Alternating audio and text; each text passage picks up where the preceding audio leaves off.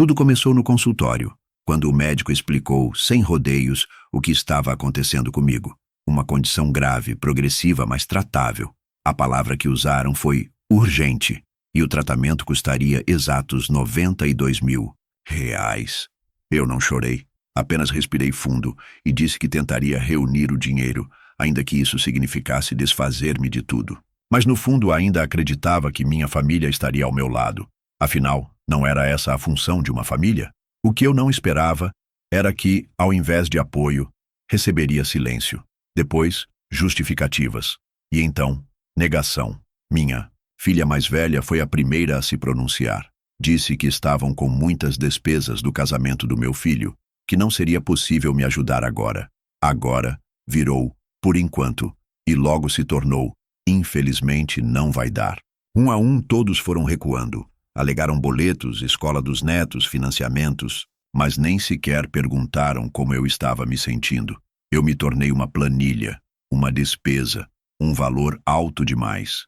E mesmo assim, continuei acreditando que talvez estivessem sendo apenas racionais, duros por medo. Talvez em silêncio estivessem buscando uma forma. Foi então que veio o convite. Sim, um convite formal enviado por mensagem com emojis e exclamações. O casamento do meu filho estava confirmado, local reservado, buffet fechado, roupas compradas. E o orçamento? R$ 170.000. Eu fiquei em choque, não pelos gastos, mas pela naturalidade. Ninguém me consultou. Ninguém se preocupou se eu conseguiria estar presente, ou até mesmo se eu ainda estaria vivo até lá. Enquanto eu parcelava medicamentos em 3 vezes, eles parcelavam a lua de mel em Dubai. Eu me lembro da data exata em que essa ficha caiu. Estava sentado sozinho na cozinha, com uma receita médica em uma mão e a foto do convite de casamento na outra. Sorri de forma amarga, como quem entende que foi deixado para trás. Foi ali, naquele instante, que algo dentro de mim morreu. Não o corpo. Ele ainda lutava, mas a confiança, a certeza de pertencimento. Percebi que para minha família eu era uma peça do passado, um nome em certidão, uma lembrança de domingo. Quando precisei de ajuda, me ofereceram silêncio. Quando pedi apoio, me deram estatísticas. Quando implorei dignidade, me jogaram na planilha de gastos como um custo evitável. Eu passei a encarar os dias como se estivesse assistindo ao funeral da minha importância. Mas naquela mesma semana, entre uma consulta e outra, eu tomei uma decisão. Se eles achavam que minha vida valia menos do que um vestido de noiva e uma cascata de chocolate, então eu os deixaria viver com essa escolha. E quando o momento certo chegasse, cada um deles entenderia que a conta por essa indiferença seria muito, muito mais cara do que R$ 92.000. Quando eu era mais novo, costumava acreditar que laços de sangue eram cordas indestrutíveis, que mesmo quando tudo se desfizesse, trabalho, saúde, juventude, ainda restaria a família. Lembro de repetir isso várias vezes à minha esposa, quando os filhos eram pequenos e pareciam ser uma extensão direta do nosso próprio peito. Mas no dia em que o casamento do meu filho aconteceu, eu finalmente compreendi que havia me tornado uma peça de museu para eles. Um quadro de parede que ninguém mais olha, uma voz de fundo que atrapalha a música da festa. Eu não fui convidado, oficialmente. Não recebi flores, nem um cartão, nem sequer uma ligação direta. Apenas uma mensagem genérica em um grupo de WhatsApp onde sequer falavam comigo há meses. No lugar de me perguntarem como eu estava lidando com os exames, ou, se precisava de algo, enviaram fotos dos trajes que compraram. Ternos importados, sapatos de couro legítimo, um salão de festas que, nas palavras da minha neta, parecia coisa de filme americano. Enquanto eu comia arroz e ovo em casa, eles brindavam com champanhe francesa. Enquanto eu lutava para dormir com dor e enjoo, eles postavam vídeos no Instagram celebrando o amor verdadeiro. Não se engane, eu não sentia inveja. Sentia nojo, um nojo amargo, abafado, do tipo que se esconde atrás do silêncio.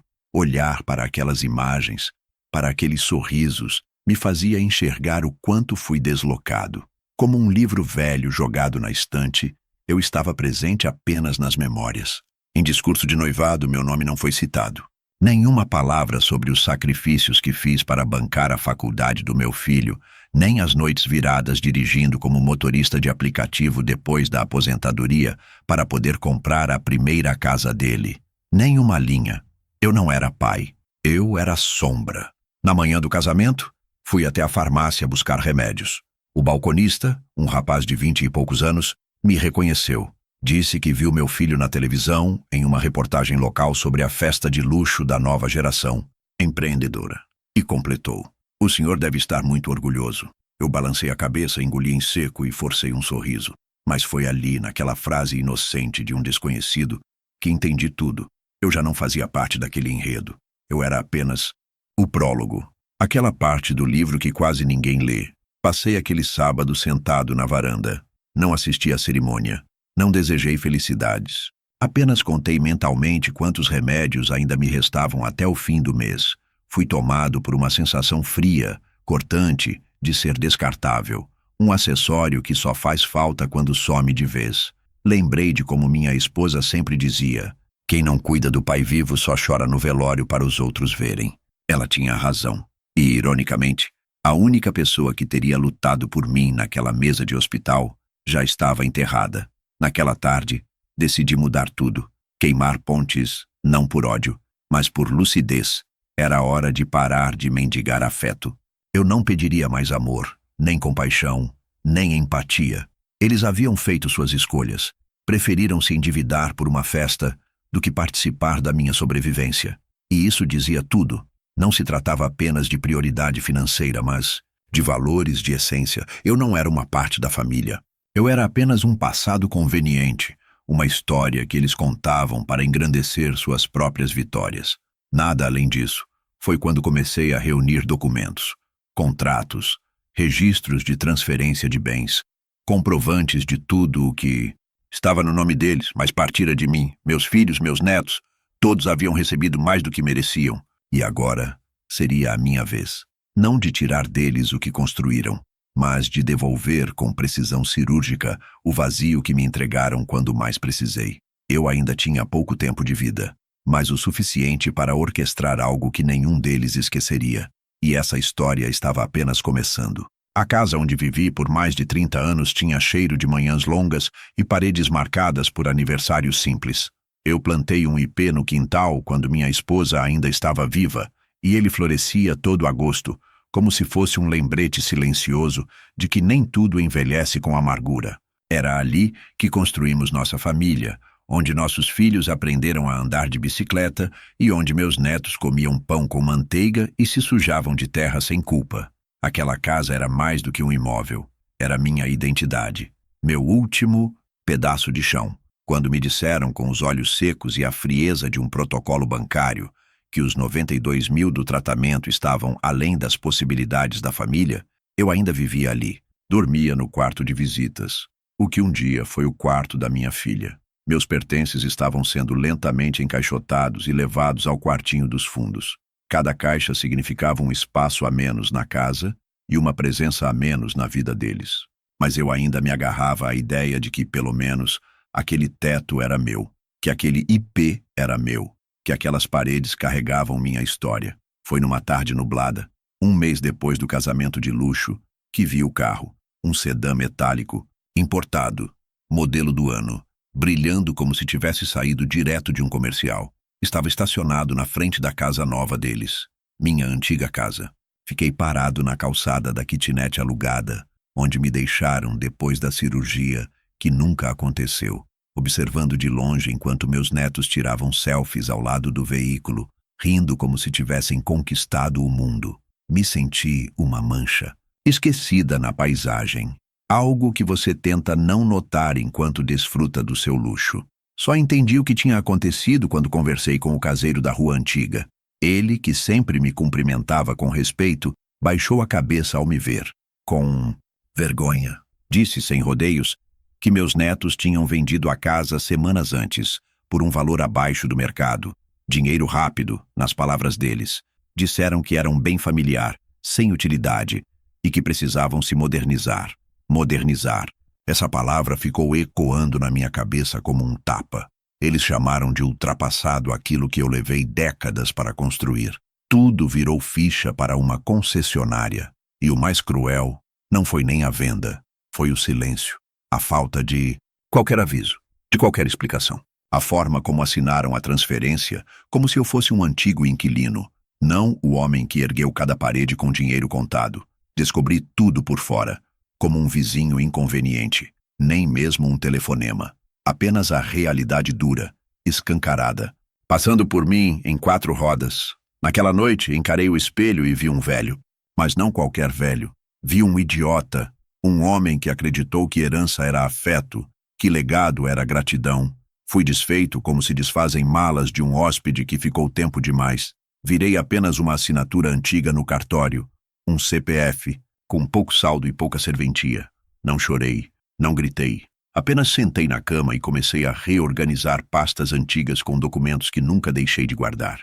Ali, no meio das memórias, havia algo que eles esqueceram. A casa estava no meu nome até poucos meses atrás. E a venda havia sido feita por procuração, uma procuração que eu podia revogar, e que tecnicamente havia expirado. Não era só a casa, era o carro, era o fundo de investimento no meu nome que ainda pagava parte das contas. Era a empresa que eu havia fechado, mas nunca juridicamente. Tudo ainda estava conectado a mim. Eles tinham desfrutado de um patrimônio que nunca desvincularam do meu passado. E agora eu tinha o poder de puxar os fios de volta. O silêncio deles havia me afastado emocionalmente, mas legalmente. Ainda estávamos presos. E isso, ironicamente, era minha única vitória naquele momento. Decidi não agir por impulso. Observei, anotei, confirmei com o contador, com o advogado. Cada item, cada transação. De fora, eu parecia um velho aposentado olhando passarinhos da janela. Por dentro, eu era um homem com um plano. A farsa deles não ia durar para sempre. E tudo começaria por aquilo que mais simbolizava a indiferença deles. O carro, aquele sedã metálico, comprado com o preço da minha memória, seria o primeiro a sair de cena, mas eles ainda não sabiam disso. Eles achavam que tinham vencido. O telefone tocou numa tarde qualquer, daquelas que já não têm gosto nem nome. Eu estava em casa. Não, melhor dizendo, estava no cubículo de paredes finas e móveis improvisados onde me deixaram após venderem a casa que construí com as mãos calejadas. A casa agora era apenas um carro zero nas mãos dos meus netos. Quando atendi, reconheci a voz de imediato. Era a voz da minha filha, modulada em uma simpatia que parecia ensaiada. Um "Oi, pai", sutilmente doce, mas que não combinava com o silêncio dos últimos meses. Ela disse que estava com saudades e que queria me visitar. Pela primeira vez em muito tempo, fez perguntas sobre minha saúde. Perguntou se eu precisava de algo, se estava tomando os remédios. Aquilo soou tão deslocado quanto um guarda-chuva aberto dentro de casa. Um cuidado artificial, como quem tenta montar uma cena crível para uma peça mal escrita. Eu escutei tudo com a frieza de quem já passou por um enterro. O próprio chegou, com bolo e sorrisos. Me abraçou como se tivéssemos nos falado ontem. Mas havia hesitação nos olhos, uma inquietação disfarçada atrás de afeto ensaiado. Começou a conversa com histórias banais. Falou do casamento, da viagem que fizeram depois, das fotos no litoral, da decoração que ainda não pagaram. Depois vieram as pausas, os olhares que buscavam o momento certo para desembainhar a verdadeira intenção. E então ela soltou: "Pai, lembra daquela casa antiga da avó que você registrou em nome da empresa?" Claro que eu lembrava. Era uma propriedade pequena, esquecida, onde minha mãe passou os últimos anos de vida. Eu a mantive no nome da empresa por questão tributária, mesmo depois de tudo. Era parte do patrimônio que eles esqueceram de apagar. Agora precisavam de minha assinatura para transferir aquilo, sob o pretexto de ajustar os documentos do casamento. Na verdade, precisavam formalizar registros da festa luxuosa e da casa nova, tudo ainda atrelado ao meu nome em algum ponto. Os fornecedores começaram a pressionar por contratos que ainda usavam minha empresa como fiadora. E, pior, os cartórios exigiam a atualização das assinaturas para validar as mudanças patrimoniais. O bolo que ela trouxe era apenas uma isca. Eu era só uma caneta humana naquele momento. Não um pai, não um avô. Apenas um traço de tinta entre eles e a estabilidade. Eu olhei para ela com a calma de quem já havia morrido emocionalmente. Perguntei com voz branda se ela lembrava do dia em que me negaram ajuda. Se ela lembrava da frase do meu genro: pai, esse valor é fora da realidade. Todos temos nossas prioridades. Lembrava sim, mas fingiu não ouvir. Só respondeu que não era bem assim e que todos estavam confusos naquela época. Na época, como se um homem agonizando por falta de tratamento fosse apenas uma fase, como gripe. Ela estendeu os papéis, a caneta, com aquele olhar de súplica covarde que só aparece quando a sobrevivência depende do outro. Sorri, peguei os documentos, li com atenção, disfarcei um tremor nas mãos e assinei absolutamente nada. Em vez disso, disse: vou analisar tudo com meu advogado. Ela gaguejou, tentou argumentar, disse que era simples, que não precisava envolver ninguém. Mas eu apenas levantei, caminhei lentamente até um cofre que mantinha no armário e retirei um envelope que ela nunca imaginou existir. Era ali que eu guardava os papéis do Novo Testamento. Já tinha tudo definido: os bens remanescentes, as ações congeladas, a última escritura que ainda valia algo. E mais importante, o fim da antiga procuração. Aquela que permitia que meu nome fosse usado livremente havia sido legalmente anulada, assinada, carimbada e registrada em cartório 2 semanas antes. Eu não era mais só um nome útil. Eu era o empecilho, o obstáculo entre eles e o conforto que construíram em cima da minha ausência. Ela foi embora irritada, não despediu, não agradeceu pelo café, muito menos pelo silêncio. 2 dias depois, meu genro me ligou. Tentou usar o tom de voz amigável, mas eu escutava o ranger dos dentes por trás das palavras. Perguntou se eu estava bem. Disse que queria restabelecer os laços familiares. Sorri de novo. Perguntei se ele precisava de algo assinado. Ele desligou. Na semana seguinte, vi meu neto me chamar de velho ranzinza num comentário privado, que ele achou que ninguém veria. Achei engraçado. Não fiquei magoado. Fiquei atento. Percebi que para eles eu não era nem mesmo uma decepção. Eu era um atraso, um problema burocrático, algo que o tempo resolveria, ou talvez a justiça. Mas o que eles não sabiam era que dessa vez eu já estava na frente. Eu sempre soube que meu fim não causaria comoção. Já havia entendido isso no dia em que pedi ajuda para viver e recebi silêncio. Já tinha aceitado essa ideia na tarde em que fui deixado numa casa alugada, com uma sacola plástica cheia de remédios vencendo. Mas o que eles nunca imaginaram, nem por um segundo, é que eu não morreria calado. E o primeiro som da minha vingança foi o estalo de uma caneta sobre o papel timbrado de um testamento. Escolhi o escritório mais discreto, num bairro afastado.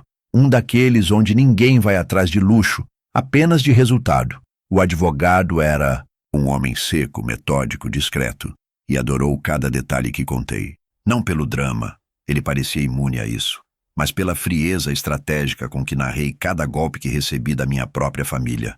Disse que raramente via alguém tão lúcido diante da própria morte. Corrigiu. Do abandono, no minuto do caso, e riu de lado. Eu sentei com ele por 3 dias. 3 manhãs de silêncio, café amargo e pilhas de documentos. Repassamos cada bem, cada cota societária, cada vínculo antigo que ainda ligava meu nome a qualquer coisa que pudesse se transformar em dinheiro. Revoguei a antiga escritura de herança que destinava meus bens à minha filha, ao meu genro e aos netos. Eles nem sabiam que tinham esse privilégio desde a morte da minha esposa, mas já tinham perdido. Eu só tornava oficial o que o abandono já havia selado. A nova versão do testamento trazia apenas um nome. Um único nome, cuidadosamente escrito e grafado com a precisão que só a dor lapida. Gabriel, um sobrinho distante, filho de um primo com quem perdi contato por anos. Um garoto calado, sem filhos, sem dívidas, sem pretensões. Sempre que me visitava, e não eram muitas vezes, trazia flores ou remédios. Nunca perguntava sobre bens. Nunca quis me ajudar a organizar documentos. Ele vinha e ouvia. E isso, naquela fase da vida, era mais precioso do que qualquer tratamento. Certa vez, Gabriel me disse que estudava enfermagem, que trabalhava à noite para pagar a faculdade. Nunca me pediu um centavo, nunca perguntou sobre herança. E justamente, por isso foi o nome que escrevi. O nome que deixaria não apenas os bens, mas o silêncio reparador de um último gesto de dignidade. O advogado olhou o papel e disse: eles vão surtar. Respondi: não, eles vão correr. E completei: porque quem abandona nunca enfrenta, só foge. Cada detalhe foi registrado: datas, revogações, contratos encerrados. Uma cláusula específica informava que, no caso de tentativa judicial para impugnar a herança, todo o valor líquido seria doado a uma ONG de tratamento oncológico. Isso foi ideia minha. Chamei de cláusula do egoísmo reverso. Se quisessem tentar tomar o que não lhes pertence, perderiam tudo e deixariam outro idoso vivo no lugar. Mas eu sabia, não queriam enfrentar nada, só queriam colher o que deixei pronto. E por isso, nunca imaginariam o vazio que encontrariam. A sensação de sair daquele escritório foi estranha.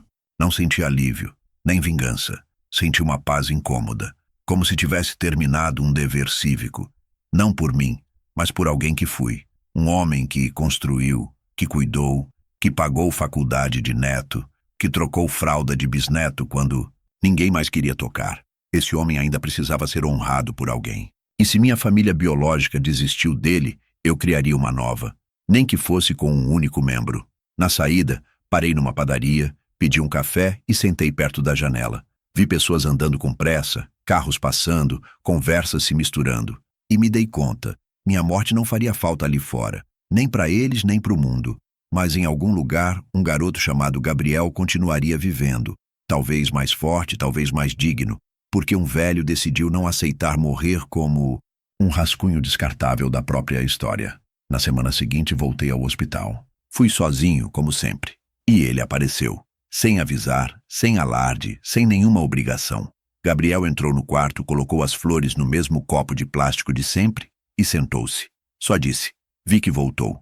E ficou ali, sem celular, sem urgência. Só ficou. Ele não sabia de nada. E era isso que tornava tudo mais certo. Eles, minha família, só descobririam o Novo Testamento quando já fosse tarde demais. Quando os documentos estivessem carimbados. Quando os nomes fossem outros. Quando os olhos deles encontrassem uma ausência que não entenderiam e já não poderiam desfazer. E eu só estaria lá, quieto, como sempre estive. Mas dessa vez, não mais em silêncio. Porque agora, cada página que assinei gritava por mim. Quando alguém percebe que só é lembrado como um nome útil em documentos e não como uma pessoa, o silêncio deixa de ser abandono e se torna estratégia. Depois de toda a humilhação, de ver a minha existência avaliada como um custo alto, demais para merecer viver, tomei a única decisão que me restava: desaparecer. Mas não como alguém que foge, como alguém que finalmente assume o controle. No começo, foi fácil. Ninguém presta muita atenção em quem eles tratam como invisível. Me afastei de maneira limpa, sem estardalhaço. Saí do grupo da família com a mesma frieza com que fui deixado de lado na hora mais crítica da minha vida. Não mandei mensagem, não deixei carta, não fiz discurso. Apenas saí, fiz o mesmo nas redes sociais. Apaguei minha presença, bloqueei todos. Não era sobre vingança ainda. Era sobre deixar de implorar por atenção. Sobre não dar mais acesso a quem não sabe valorizar. Troquei meu número de celular. Cortei ligações. Suspendi os cartões adicionais que eles usavam no meu nome como se fossem herdeiros legítimos ainda em vida. Atualizei senhas, tirei meu nome de todos os serviços conjuntos e silenciosamente mudei de cidade. Simples assim. Um velho doente, sozinho, é difícil de rastrear, especialmente quando ninguém realmente se importa, até perceber que precisa dele para algo. E esse momento chegou antes do que eu imaginava. 3 semanas depois, começaram as ligações. Primeiro de números desconhecidos. Depois, mensagens desesperadas em e-mails antigos que quase nunca usava. Pai, precisamos conversar. Por favor, é urgente. É sobre os documentos do casamento. O senhor está bem? Me responde. Desculpa se te magoamos, mas não dá para assumir assim. Foi aí que tive certeza. Meu silêncio estava funcionando. Finalmente, eles estavam sentindo falta, não de mim, mas do que eu ainda representava no papel. Recebi também uma ligação do banco. Tentaram movimentar contas conjuntas antigas, atreladas à empresa que abri nos anos 90 e que servia de fachada fiscal para parte da renda da família. Meu genro usava meu nome como garantia para manter benefícios em determinados contratos. Aquilo não era novo para mim. Eu sabia há tempos, só nunca havia reagido. Mas agora reagi.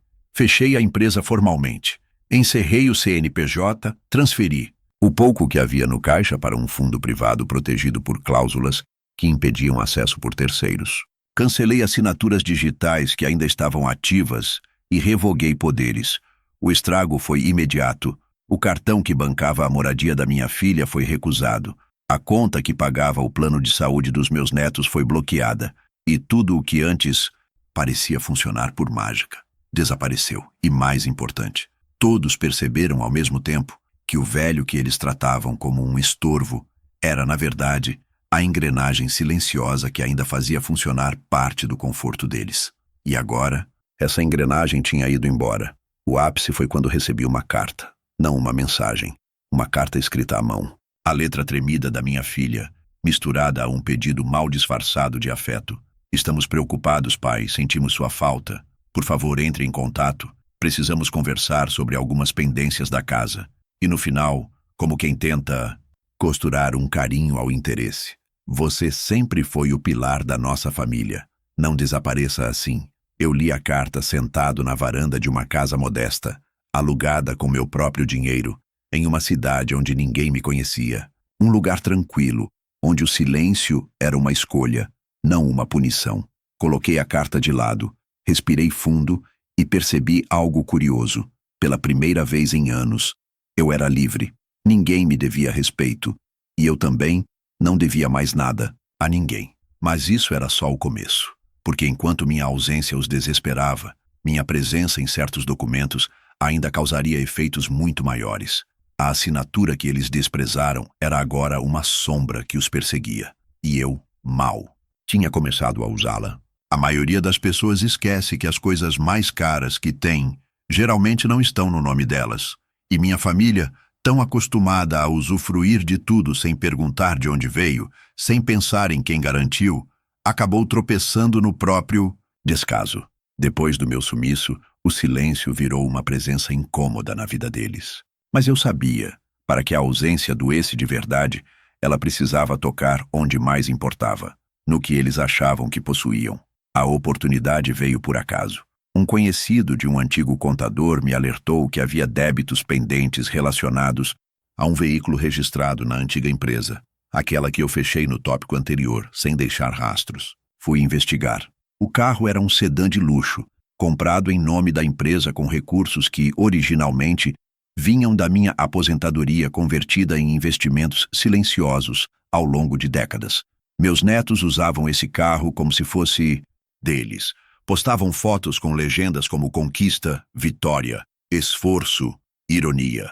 Era a palavra certa. Eu, que quase morri por não valer 92 mil, havia financiado um carro de 160 mil com meu próprio histórico de crédito, com um CNPJ que eles sequer sabiam explicar de onde vinha. Eles só usaram. Como sempre, foi então que fiz a ligação. Um único telefonema para o órgão de trânsito responsável pela frota empresarial, e em menos de 2 dias, o carro foi localizado, apreendido e levado direto para o pátio municipal. A justificativa: documentação irregular e pendências jurídicas. Simples, técnica, limpa, legal. Eu conhecia as engrenagens, e agora eu as girava com precisão. Não demorou muito para a reação chegar. Uma enxurrada de chamadas perdidas. Aconteceu alguma coisa com o carro? Você sabe se ainda tem vínculo com a empresa? O senhor assinou algo que cancelou os documentos? Respostas: nenhuma. Eu observava à distância. Eles estavam começando a entender que não era mais possível usar meu nome como garantia de luxo. Soube depois, por uma mensagem vazada de um dos netos, que o guincho apareceu enquanto ele estacionava na frente do restaurante. Disseram que ele tentou argumentar, que mostrou selfies com o carro, até prints de transferências, como se isso tivesse algum peso legal. Mas no papel, aquele carro era propriedade de uma empresa extinta, sem cobertura, sem seguro, sem ninguém para responder por ele. E o mais doloroso para eles, o carro nunca mais voltou. Foi leiloado como parte do passivo da empresa fechada. E como estava em ótimo estado, foi vendido por um valor considerável. valor esse que, por contrato, foi transferido para o fundo de proteção pessoal que criei em meu nome, um fundo do qual só eu sou beneficiário. Ou seja, transformei o símbolo da arrogância deles numa reserva silenciosa de segurança para mim mesmo. A ironia crescia, alimentada pelo ego ferido de quem achava que nunca seria tocado. Mas o mais interessante nem foi a perda material, foi o impacto social. O neto que usava o carro como extensão da masculinidade frágil teve que voltar a andar de carona. Os amigos perguntavam. A namorada começou a questionar. As redes sociais ficaram mais silenciosas.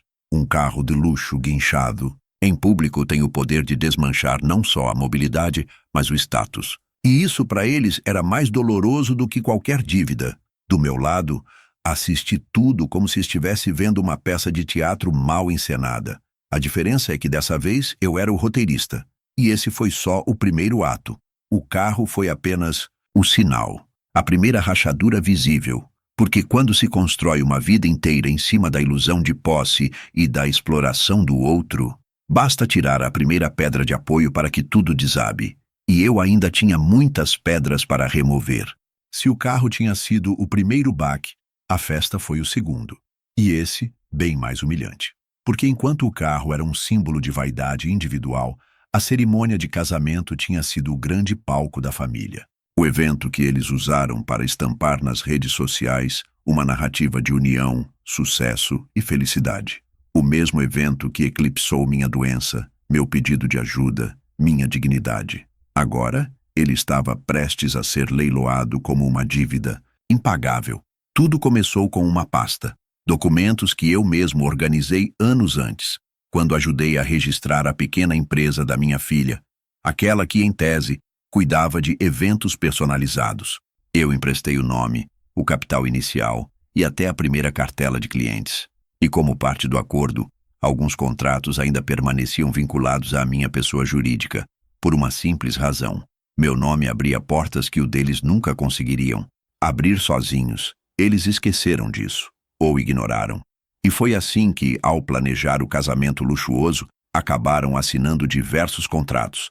Decoração, iluminação, drone de filmagem, buffet internacional, tudo vinculado à razão social da antiga empresa. Empresa essa que, mesmo inativa, ainda tinha meu nome nos registros. Quando a decoradora não recebeu o pagamento final prometido, ela entrou com uma ação.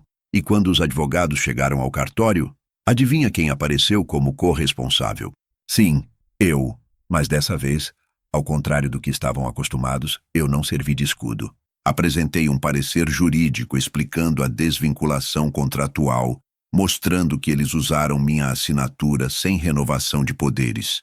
O juiz entendeu, fraude civil, e com isso, autorizou o bloqueio imediato de bens usados na celebração como garantia de dívida. A ordem foi cumprida numa manhã de terça-feira. O vestido de noiva, avaliado em mais de 18 mil, foi recolhido por oficiais de justiça. O drone de filmagem, aquele que sobrevoava os convidados enquanto brindavam com champanhe francês, também. Louças, taças, móveis alugados e não pagos. E até mesmo um piano de cauda que, segundo consta no processo, estava incluído no ambiente instagramável da recepção. Tudo foi removido sob ordens judiciais. Os convidados não estavam mais ali, mas os ecos daquela festa ainda zumbiam nos ouvidos dos meus filhos. Agora, como uma dívida, literalmente. Soube que a cena foi patética.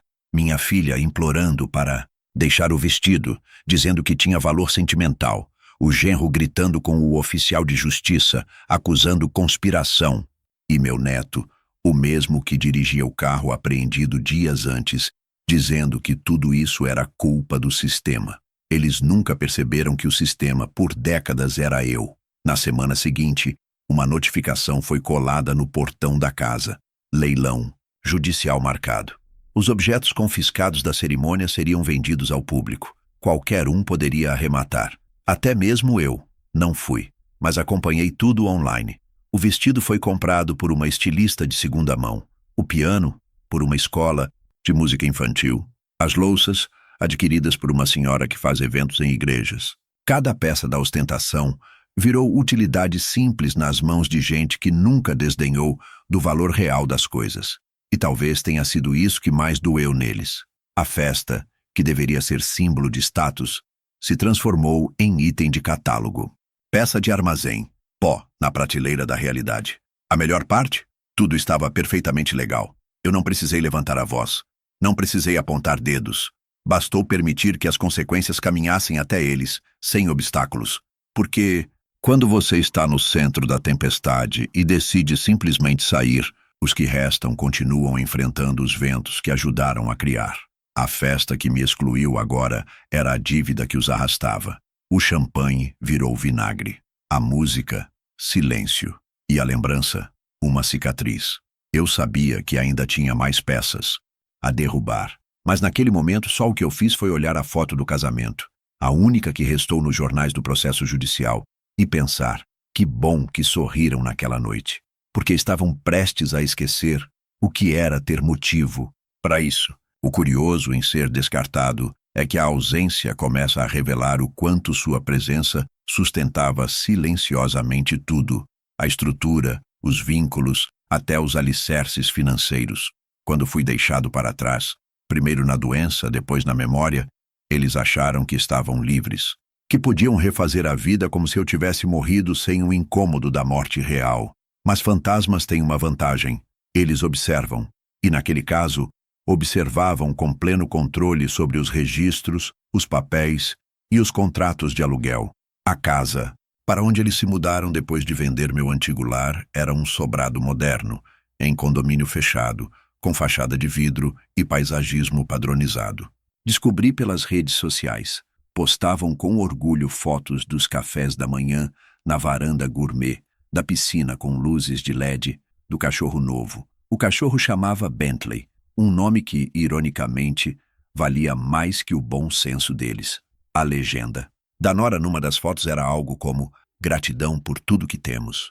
Eu ri, porque até o tudo ali dependia de mim. Literalmente, o contrato de aluguel do imóvel estava em nome de uma antiga holding que eu havia fundado nos anos 90 para proteger parte do meu patrimônio da inflação e da ganância de sócios. Era uma estrutura jurídica discreta, mas eficiente, que tinha como único beneficiário eu. Só que a holding ainda constava como fiadora do contrato da nova casa. Algo que, mais uma vez, fizeram às escondidas, acreditando que aquele velho senhor doente, cansado e quase fora do jogo, jamais teria energia ou clareza para se importar. Mas eu tinha clareza, tinha tempo e, acima de tudo, tinha motivação. Não por vingança no sentido comum, não era raiva, era justiça. Um desejo frio e controlado de expor aquilo que sempre foi varrido para debaixo do tapete caro deles. Comecei encerrando a holding. Foi um processo simples, quase burocrático, conduzido com meu novo advogado, o mesmo que redigiu meu testamento. Ele já sabia do plano. Bastaram 2 protocolos, um parecer contábil e uma visita silenciosa ao cartório. A partir daquele momento, qualquer vínculo financeiro da empresa com terceiros estava extinto, inclusive o fiador. Na semana seguinte, a imobiliária enviou uma carta à residência de vidro. O contrato estava inválido por perda da garantia. Dava-se início ao prazo de 30 dias para apresentar novo fiador ou desocupar o imóvel. E foi então que a mensagem da minha nora chegou. Curta, fria, apressada. Estamos sendo expulsos, pode nos ajudar? Eu sorri. Havia meses que não via uma mensagem dela. A última foi para me perguntar se eu queria ficar com a louça antiga da casa vendida ou se podiam doar. Respondi com 2 palavras. Boa sorte. Silêncio. Não houve obrigado, nem xingamento. Apenas silêncio. Talvez tenham entendido. Talvez não. Mas o que importava era o que viria depois. Soube, por amigos em comum, aqueles poucos que ainda conversavam comigo sem segundas intenções, que o desespero bateu. O sogro do meu filho tentou colocar o nome como fiador, mas foi recusado. Por dívidas. Tentaram um empréstimo para pagar o aluguel adiantado, mas a renda declarada não cobria metade da exigida. Em menos de 2 semanas, o condomínio já estava ciente da saída forçada. E foi aí que a vizinhança percebeu. Os reis da fachada de vidro eram de papelão. O cachorro Bentley foi entregue para adoção. A varanda gourmet ficou vazia. E as fotos nas redes sociais pararam. O que restou foi uma postagem enigmática da minha filha. Às vezes, a vida nos testa. Eu apenas fechei o celular e fui tomar meu remédio, aquele que finalmente consegui pagar, com tranquilidade, graças à ajuda de um sobrinho distante que não queria nada em troca. Não é prazer que se sente ao ver uma casa desmoronar. É um tipo de justiça silenciosa, a certeza de que, mesmo sem levantar a voz, a dignidade consegue cobrar sua dívida, porque quando constroem castelos em cima dos ossos de quem sacrificou tudo por eles, o mínimo que se espera é que uma rachadura comece a aparecer. E quando aparece, não há vidro temperado que segure. A nova moradia deles não era mais alugada. Agora, era temporária e incerta, como todas as promessas que me fizeram no passado. E enquanto eles embalavam caixas apressadamente, eu abria um vinho simples, não para comemorar, mas para brindar a memória, a clareza e a coragem de ter me recusado a continuar servindo de degrau. E o melhor, ainda restava o último capítulo. Na última vez que precisei de alguém, não bati em porta nenhuma, porque todas as portas tinham sido fechadas para mim. Não por acidente, mas por decisão. A família que formei, sustentei, eduquei e protegi me colocou do lado de fora quando precisei de 92 mil reais para não morrer. E agora, após meses de reclusão silenciosa e justiça medida por cortes cirúrgicos, um contrato encerrado aqui, um veículo bloqueado ali, um fundo suspenso acolá, era minha saúde quem voltava a vacilar. Nada grave, disseram os médicos. Mas você precisa fazer acompanhamento contínuo. Essa frase, que para muitos é uma recomendação rotineira, para mim significava uma sentença, porque a solidão não paga consultas. E a idade, por mais que se tente fingir, cobra juros altíssimos sobre cada ausência. Foi nesse exato momento, entre o cansaço de exames e a frieza das paredes do hospital público onde aguardei por horas, que ele apareceu.